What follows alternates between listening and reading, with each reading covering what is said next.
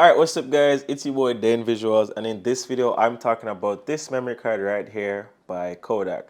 Now guys, I am a photographer and videographer, and one of the reasons why I wanted a really large memory card as well as a fast one is because I record 4K at 60 frames per second on my Sony a7 IV. So the reason that I'm a firm advocate for this particular memory card is because it has a very high write speed. So I'm able to record the maximum quality on my camera. It also is 128 gigabytes. So that's actually a pretty good size, a very decent size for someone that's going to be doing lots of photos and videos.